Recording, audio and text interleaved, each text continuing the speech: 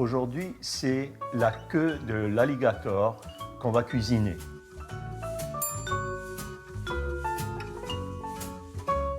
Je mettrai tout ça ensemble, un peu de sel, de poivre, de piment rouge. On va laisser ça de côté et on va commencer le roux.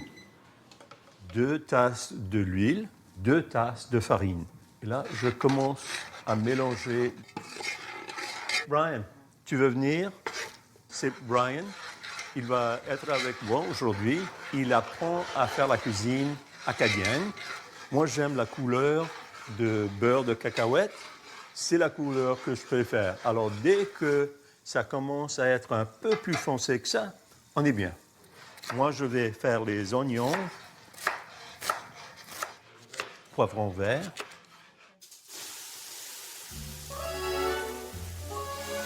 J'ai commencé à faire la cuisine très jeune. Ma mère est morte quand j'avais 9 ans. Mes sœurs faisaient la lessive et tout ça. Moi, je n'aimais pas faire ça. J'aimais faire la cuisine. Pour la friture de l'alligator, on mettra de l'huile à chauffer. Beaucoup de gens disent que c'est comme le poulet, d'autres disent que c'est comme le porc.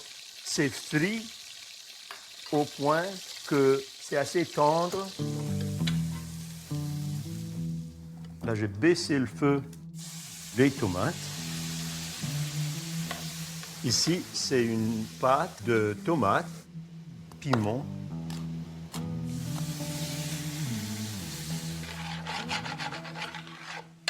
Je vais ajouter un peu de roux, de l'eau. Je vais laisser mijoter une vingtaine de minutes. J'ai fait mes études en France. J'ai commencé ma profession. J'étais prof de français. Tu parles vraiment quotidiennement 2 langues. Ah oui, oui. Il y a des fois que je mélange in French and in English. Je commence un peu en français et puis là je dis, OK, so this is what we're gonna do. So it's like, whoa. On va mettre l'alligator dans la sauce piquante au four à 350 degrés.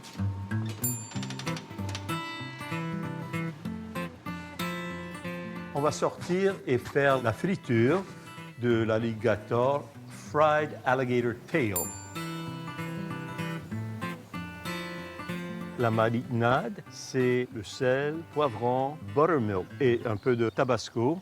Ça, c'est dans la marinade depuis 4 heures. On va aller passer chaque morceau dans la farine de maïs avec la farine de blé. Wow!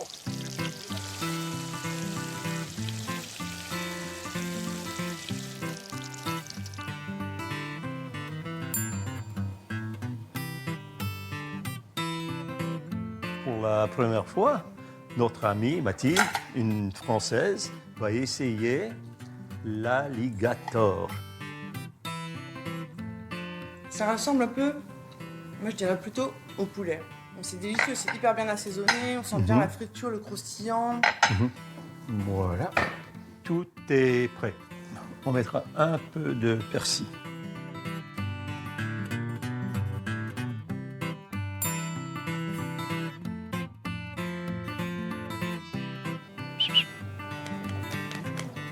Come on. There you go.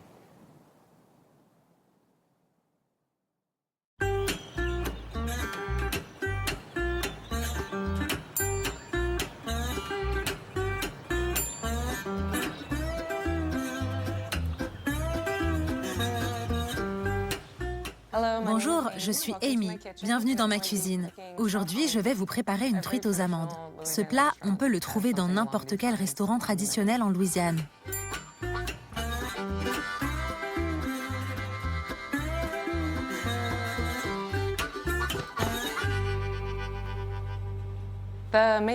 Alors, pour bien choisir son poisson, la chose la plus importante à regarder, ce sont ses yeux. Ils doivent être en quelque sorte pleins. S'ils sont enfoncés et secs, ce n'est vraiment pas bon signe. Pour découper le poisson, il faut mettre son couteau juste ici, en dessous des nageoires, et couper tout le long.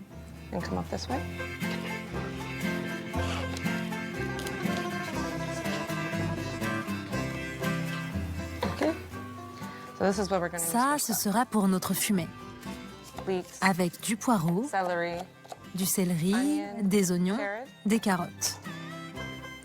Ici, nous avons des pleurotes.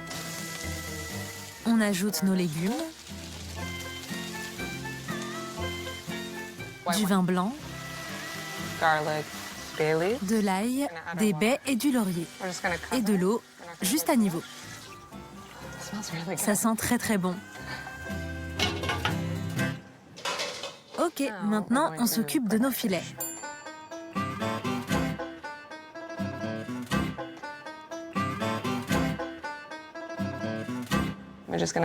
Alors on va juste mélanger tout ça.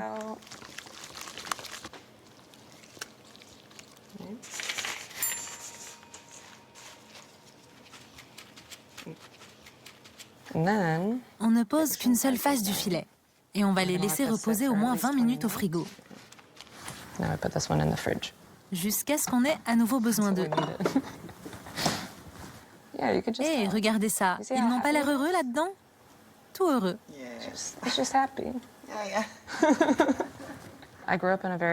J'ai grandi dans une famille où tout le monde aimait cuisiner. Ma mère était elle-même cuisinière. C'est quelque chose que j'ai toujours voulu faire.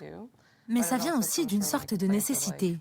À une certaine période de ma vie, mes parents ne s'entendaient plus très bien.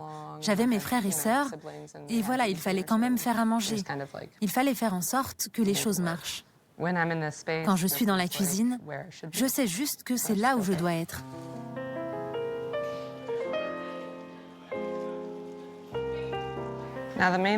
Alors là, le plus important, c'est que ça doit être bien collé. J'utilise un petit peu d'huile. Un petit peu. Oui, on va faire frire un peu la panure. Et un petit peu de beurre. Ici, c'est pour notre sauce. Cette poêle est pour notre truite et l'autre pour les légumes. De l'ail, du vin blanc,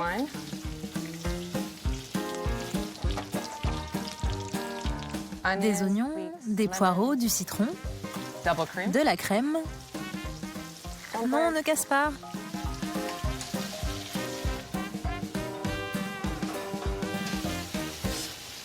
Les épinards. Là, on a une crème bien épaisse. On y ajoute notre fumet de poisson.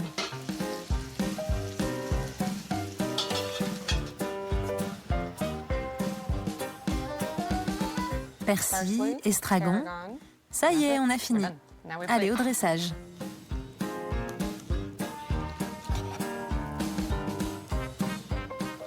Le silence, en général, c'est bon signe. J'adore ça.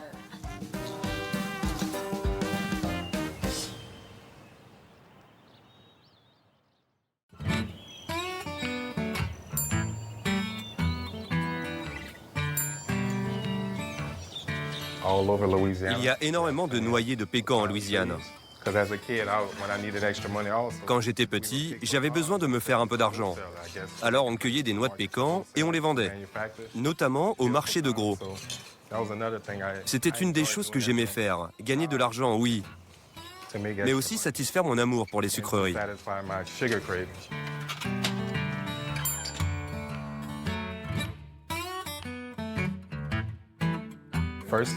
Tout d'abord, on commence par le lait concentré, non sucré. Puis on ajoute le sucre, le beurre. On va augmenter le feu pour faire bouillir le mélange. À partir de maintenant et pendant une demi-heure, on va touiller. Si vous voulez m'aider.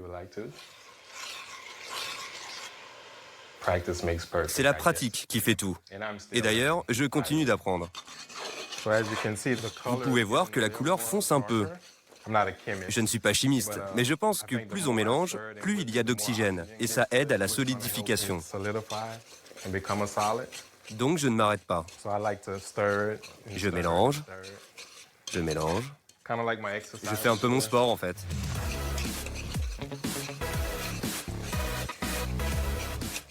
Vous voyez comme ça brille? Quand on voit que des bulles remontent depuis le fond, c'est qu'on y est presque. Je vais baisser un peu pour éviter que ça colle.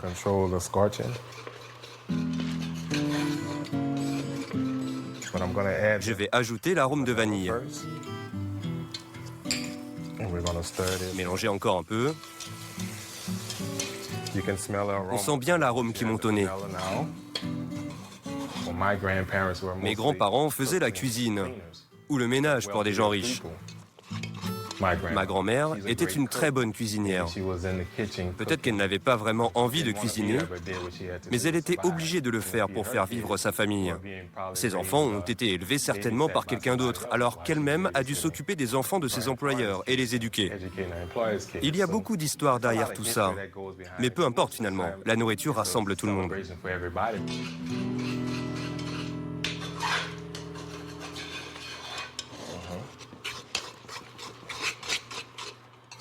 J'ajoute enfin les noix de pécan.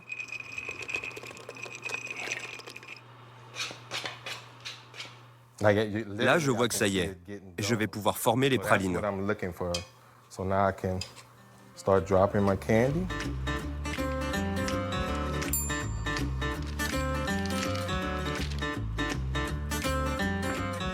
Et voilà, le meilleur moment pour moi quand j'étais petit.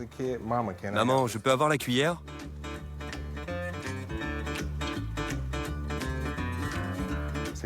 Regardez, on voit que c'est tendre, mais solide à la fois.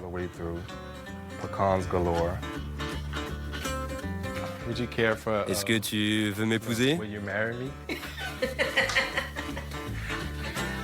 Pour des pralines, bien sûr. C'est délicieux. Quand je mange ces friandises, ça me rend nostalgique. C'est notre enfance à nous tous dans le Sud.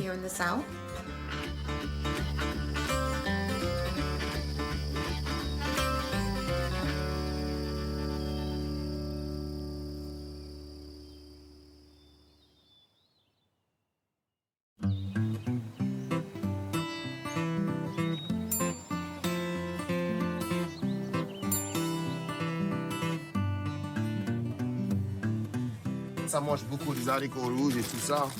Ça, c'est une grande partie de la vie créole. Une autre chose qui est très importante dans les repas créoles en Louisiane, c'est du riz. Ça, c'est la plus importante chose. C'est facile à remplir et nourrir quelqu'un avec ça. Et les deux, ça va bien ensemble.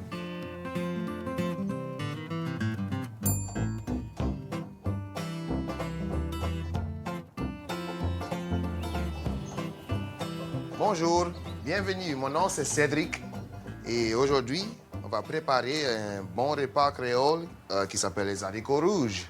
Le plus important, c'est les haricots rouges. Je les laisse dans l'eau pendant la nuit. Ici, on a du porc boucané. C'est ça qu'on appelle le tasso. C'est juste du porc boucané avec beaucoup d'épices et tout ça. Et c'est bien bon. Et on a du beurre, du l'ail, des oignons verts, des oignons. C'est un assaisonnement créole. C'est le sel, du poivre, la cayenne. OK, la première chose qu'on veut faire, c'est on va mettre les haricots rouges à bouillir. OK? Mettre ça dans une chaudière, une grande chaudière, parce que ça va gonfler. Les assaisonnements et tout ça, et de l'eau. On mesurait les choses comme ça avec les yeux. It could take 2 hours. Là, on va couper la viande. Ça, on appelle le tasso. C'est du porc boucané. Boucané, c'est fumé. La même chose. Il faut laisser les haricots commencer à bouillir comme ça, oui. C'est bon, ça va bien bouillir. Il faut mettre la viande au commencement, so it's going to give it a good, rich flavor. On va couper les oignons, du l'ail, des oignons verts. Ça brûle les yeux, ça fait du mal des fois. On va laisser les haricots rouges bouillir. Et c'est tout. Well, peut-être on va boire une bière ou quelque chose comme ça. Je suis capable de jouer l'accordéon aussi.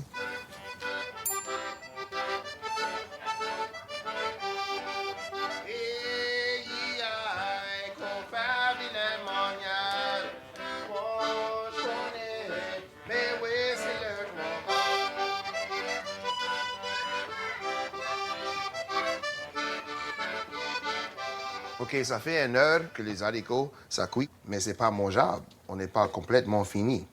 On va mettre le beurre. On va mettre les oignons, l'ail et tout ça. We'll put some different spices here.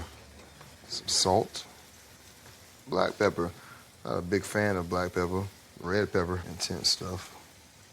Est-ce que tu as jamais entendu la chanson Les haricots sont pas salés? It goes, hey maman, mais donnez-moi mes haricots. Oh maman, mes haricots sont pas salés. Hey maman, comment les haricots? Hey maman, mes haricots sont pas salés. Les haricots sont pas salés, ça veut dire que ça ne va pas bien. Ça fait, je vais mettre un petit brin extra du sel dans les haricots.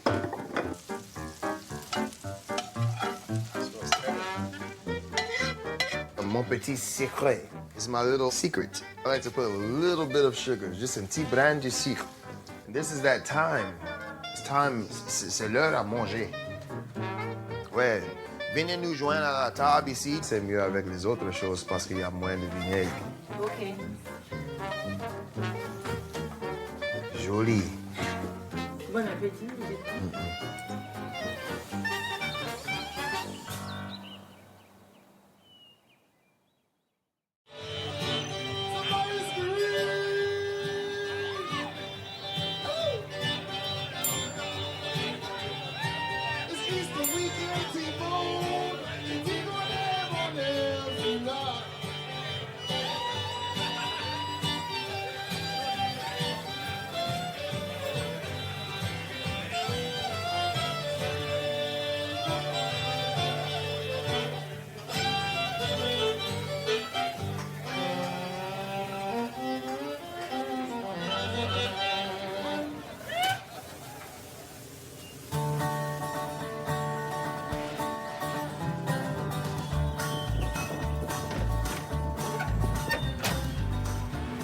C'est un cochon.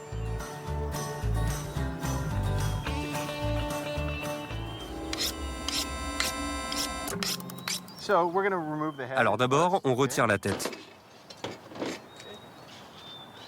Pour notre boudin, on va utiliser la viande des épaules et un peu de viande du ventre. Ces parties sont les plus tendres et les plus grasses. Plus c'est gras, mieux c'est. Je vais compter. 1, 2, 3, 4, 5, 6. Ça vous aide d'être chirurgien? Ce n'est pas obligatoire, mais ça ne fait pas de mal. Là, on a les épaules. Et ça, c'est le ventre. Maintenant, je vais couper tout ça en petits morceaux. Ok, c'est émincé bien comme il faut. Je vais pouvoir assaisonner. Du sel, je ne mesure pas. Du poivre, de l'ail, du piment de Cayenne.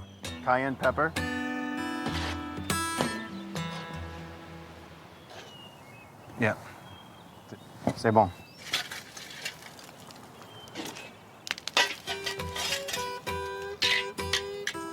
Du saindoux. C'est très important.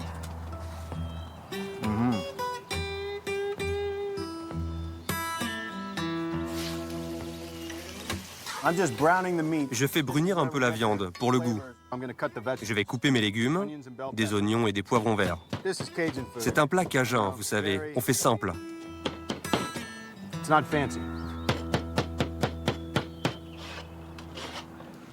Et un ingrédient indispensable pour le boudin, c'est le foie. J'aime bien en faire une sorte de mousse. Sel, poivre, ail.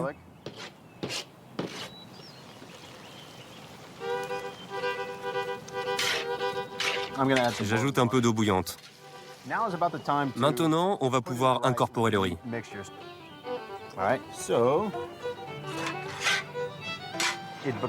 Plus ça cuit, plus c'est tendre.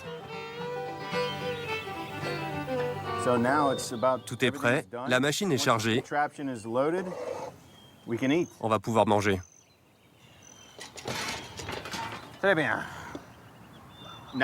Du boyau de porc. Matt, Paul, vous venez m'aider?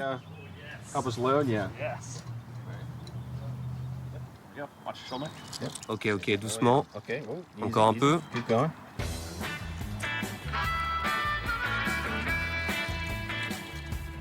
On fait un nœud et on tourne. Twist and shove. And shake it, oh baby. Boudin is an everyday thing, like. Le boudin, c'est une nourriture du quotidien en Louisiane. C'est très commun, très populaire. On peut se réunir, faire une grande fête avec de la musique, on coupe l'animal et on peut répartir la viande en 12, 13 ou peut-être même 16 familles.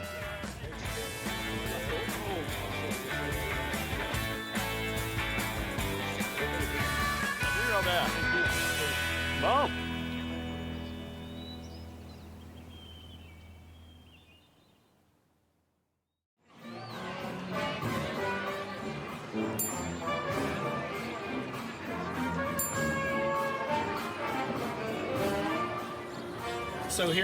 Ici, on est dans un marché de fruits de mer. C'est toujours ici que j'achète mes huîtres et mes écrevisses. Chaque semaine, chaque samedi matin. Eh, ça va, mec? T'es prêt? Ouais, quand tu veux. Ok, si tu les touches et que ça sonne pas creux, c'est déjà un bon signe. À la semaine prochaine!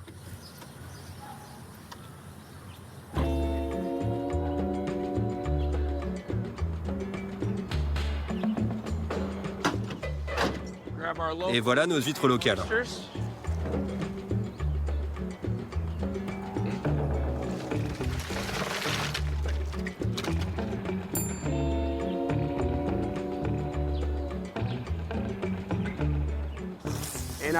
Je vais leur couler un bon petit bain. J'adore laver les huîtres. Mes splendides et magnifiques huîtres de Louisiane. La première fois que j'ai mangé une huître, ça devait être avec mon père quand j'étais petit, dans un restaurant du coin. Je suis tombé amoureux dès la première bouchée.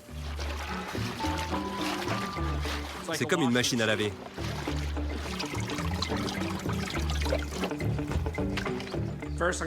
D'abord, je m'occupe de l'échalote. Je retire une extrémité, du beurre frais, de l'ail frais. Et là, c'est le moment d'ajouter de l'herbe sainte.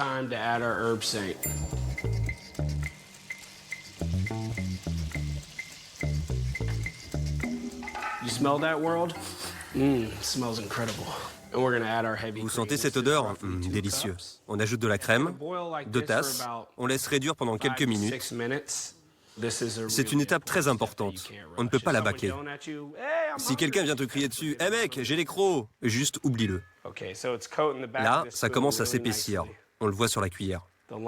La trace est bien marquée. J'ajoute les épinards. Voici du parmesan en poudre. Cette préparation doit absolument baisser rapidement en température. Et le meilleur moyen de faire ça, c'est le bain de glace. Et on ajoute un bol par-dessus.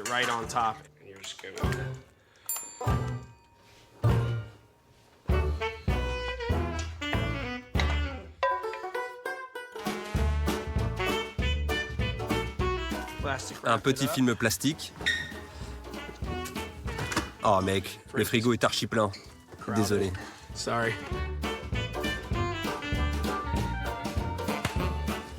Dans le frigo. Je tourne toujours mon couteau vers la droite. Prêt à consommer.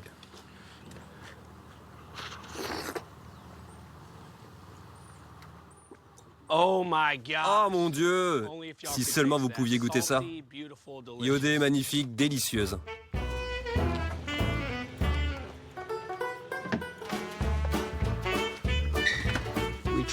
On a tout transféré dans un joli petit bol. Soyez généreux. C'est pas grave si ça dépasse un peu. Touche finale, un peu de chapelure assaisonnée.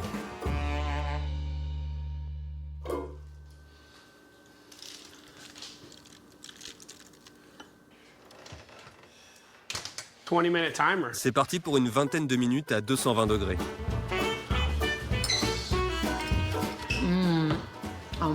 Oh mon Dieu, c'est absolument divin. Bien joué, Kazé.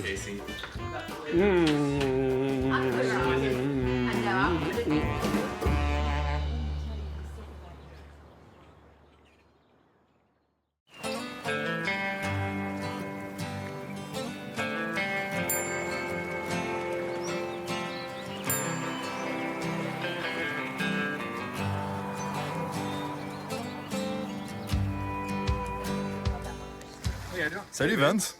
On va faire des lobster rolls, donc on va avoir besoin de homards frais.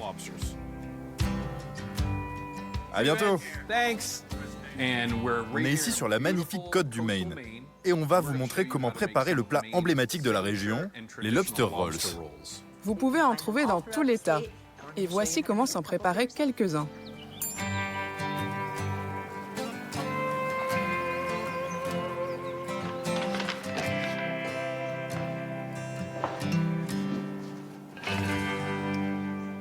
Les homards ont des élastiques.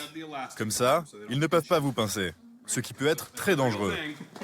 Dans le Maine, et plus particulièrement à Portland, qui est une ville de gourmets, il y a vraiment de tout. Des tartes au homard, des croque-monsieur au homard, des quesadillas de homard, des tacos de homard.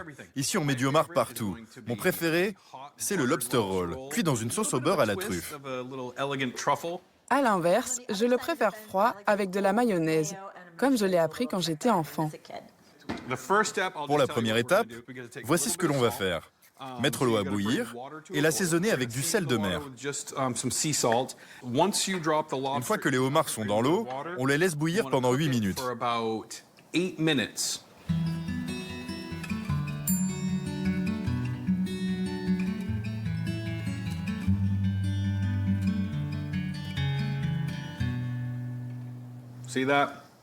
Vous voyez? Ok, maintenant, on enlève les homards et on les plonge dans une eau avec des glaçons pour que la cuisson s'arrête instantanément. Il ne faut surtout pas qu'elle continue.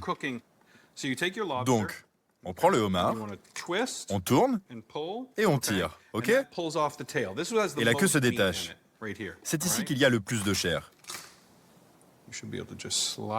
Il n'y a plus qu'à faire glisser la queue, juste comme ça. Ce sont les œufs du homard. On va s'en servir pour qu'ils infusent dans notre beurre à la truffe.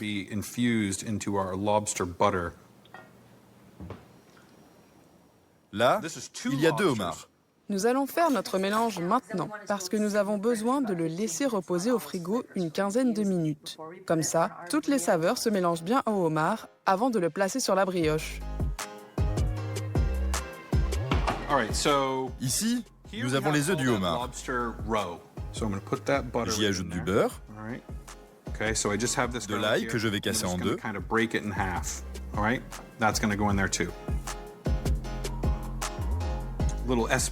un peu de piment d'Espelette, puis nous allons poêler notre homard.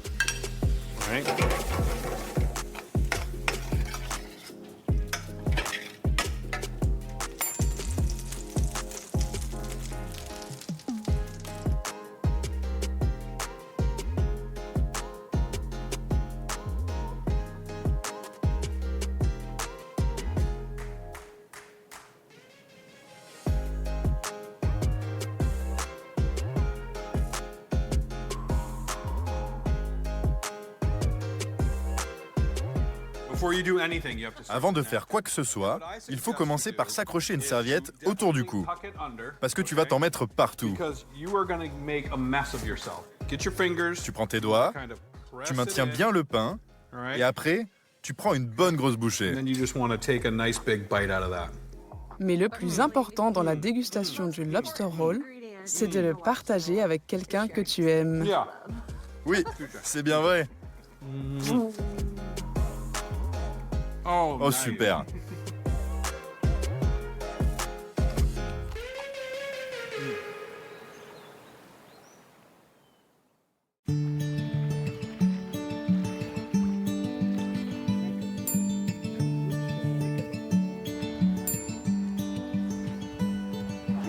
Il y en a quelques-unes par ici. Ce sont des canneberges de Cape Cod.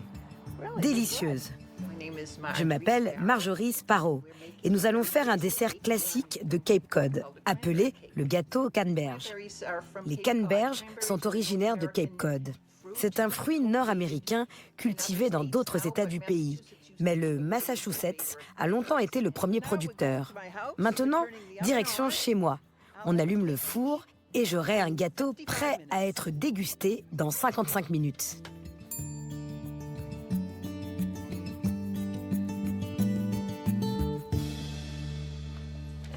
C'est simplement un gâteau sans levure avec des œufs, de la farine, du sucre, du beurre, de la vanille, un zeste d'orange et pour finir, on ajoute les canneberges. Et voilà, on a un dessert prêt pour ses amis tout de suite. La première étape consiste à casser les œufs et à les faire mousser avec le sucre pendant 2 minutes. D'abord les œufs, puis on ajoute le sucre. Il faut les battre pendant au moins 2 minutes. Je regarde bien mon horloge. Mais vous savez, je parie que si on ne les mélange qu'1 minute, ça fonctionne quand même. Il faut obtenir un joli mélange blanc et aérien.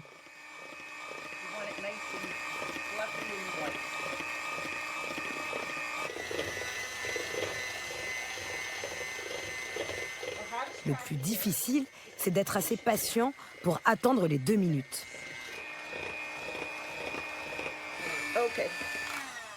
Vous voyez comme c'est beau et léger. On met du beurre et on en garde un peu pour graisser le moule.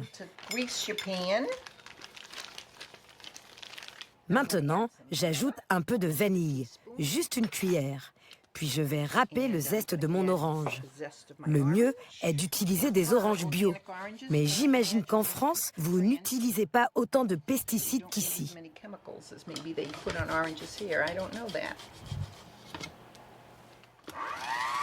Encore 2 petites minutes.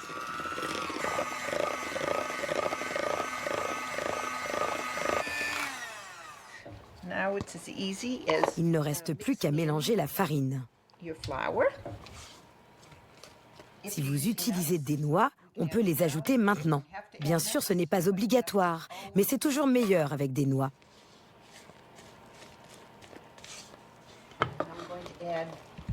Je vais ajouter les canneberges.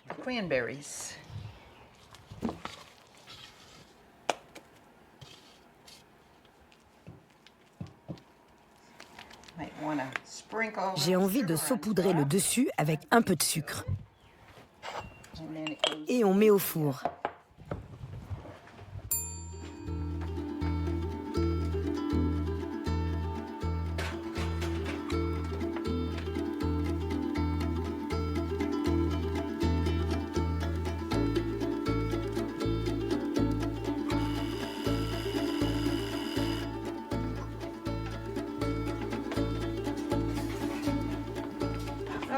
Allons dehors.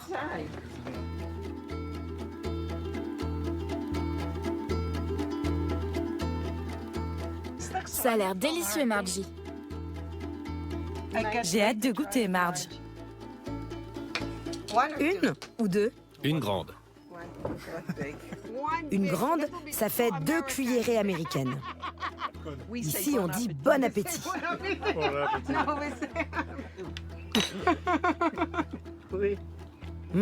J'adore ma cuisine. Vraiment bon. Délicieux.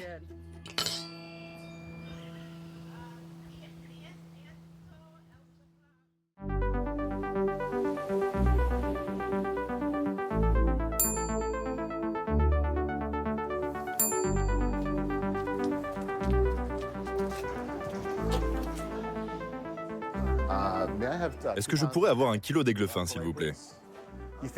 Dans le Maine, la chaudrée de poisson est à la carte de tous les restaurants. Comme le lobster roll, le homard épicé ou la tarte aux myrtilles, elle fait partie du panthéon des recettes locales traditionnelles. Quel que soit ton milieu culturel, si tu habites dans le Maine, la chaudrée fera partie de ta vie. Que tu aimes ça ou non, tu connaîtras forcément.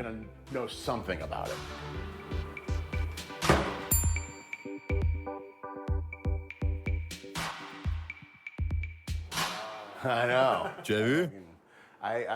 J'ai passé 2 mois sur eBay à chercher les tableaux les plus moches qu'on trouve dans les restaurants chinois avant de tomber sur ça. Et regarde, c'est pas fini. Ça fait même du bruit. Là, tu as vraiment l'impression d'être devant une cascade. J'adore. C'est vraiment super. Ce qui fait la différence entre une chaudrée et un ragoût, c'est que la chaudrée est traditionnellement composée de plusieurs couches. Il y a des pommes de terre, des oignons, du poisson. Et j'utilise généralement de la crème épaisse, mais certains préfèrent mettre du lait. Donc, tu prends du lard et des pommes de terre Yukon Gold. Ici, nous avons des oignons, des échalotes, et notre poisson frais. Lequel allons-nous prendre? Celui-ci. On fait revenir le lard.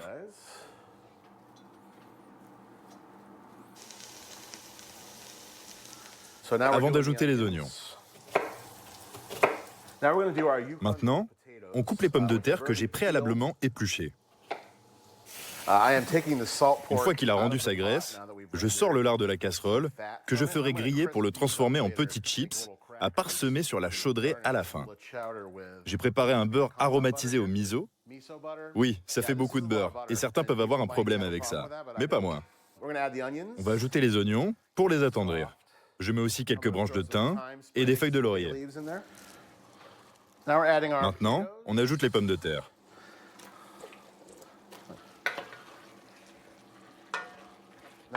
Puis le bouillon, et on laisse cuire à couvert pendant 9 à 10 minutes.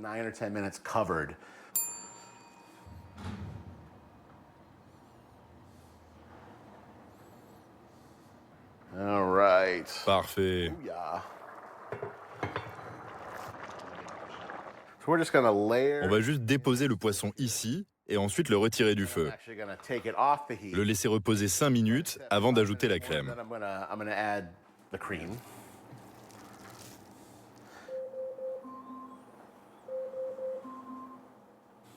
Très bien. C'est le moment d'ajouter la crème épaisse. Regarde, ça c'est la chaudrée façon New England. Là, c'est la partie marrante, où tu ne fais rien pendant les 45 prochaines minutes.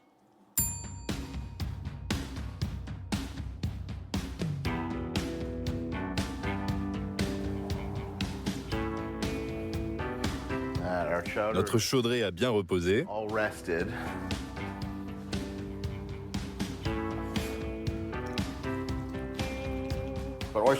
Ici, dans le Maine, on ajoute des crackers aux huîtres. Et voilà, place à la dégustation.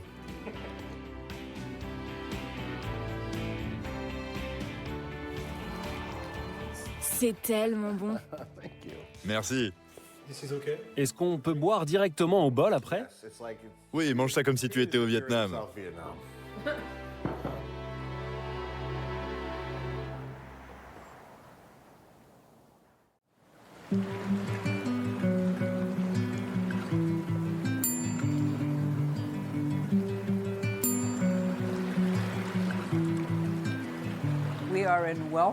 On est dans le Massachusetts, à Cape Cod. Et on va cuisiner des cookies aux pépites de chocolat, aux amandes et à la noix de coco. Les cookies ont été créés à Whitman, dans le Massachusetts, pas très loin d'ici. C'est une recette que l'on cuisine partout aux États-Unis, mais c'est surtout populaire dans notre État. Les cookies, j'en fais pour accompagner le café, pour aller chez des amis.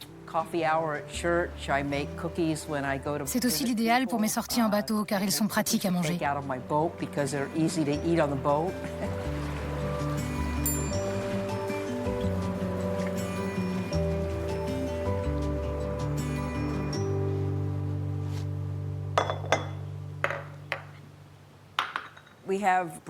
On a de la cassonade, du sucre blanc, de la farine, de la vanille, du sel, du bicarbonate de soude, des œufs, des amandes, de la noix de coco et l'ingrédient principal, des pépites de chocolat. Je prends du beurre salé qui est à température ambiante. Ensuite, les deux sucres que l'on mélange ensemble.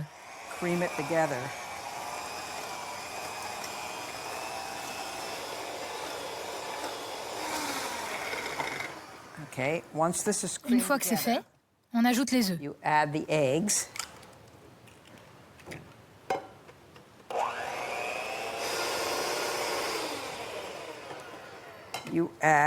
On met de la vanille.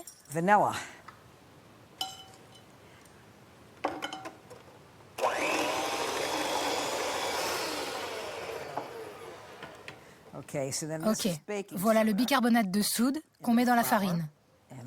Ensuite, je mets une demi-cuillère à soupe de sel et je mélange le tout.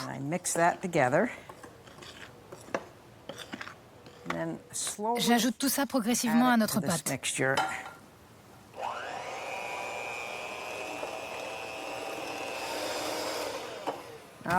Maintenant, les amandes, la noix de coco et l'ingrédient star, les pépites de chocolat.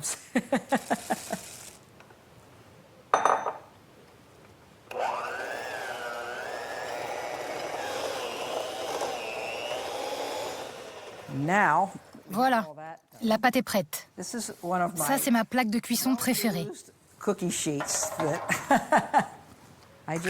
J'utilise juste un peu de margarine pour la graisser.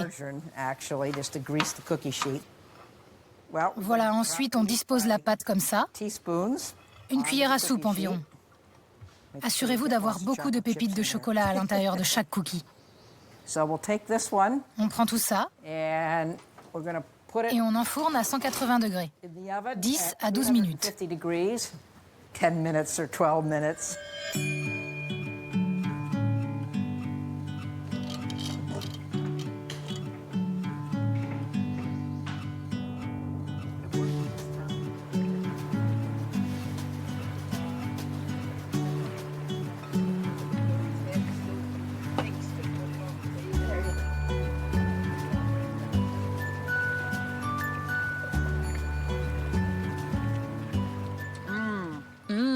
Toutes ces pépites de chocolat, c'est important qu'il y en ait plein.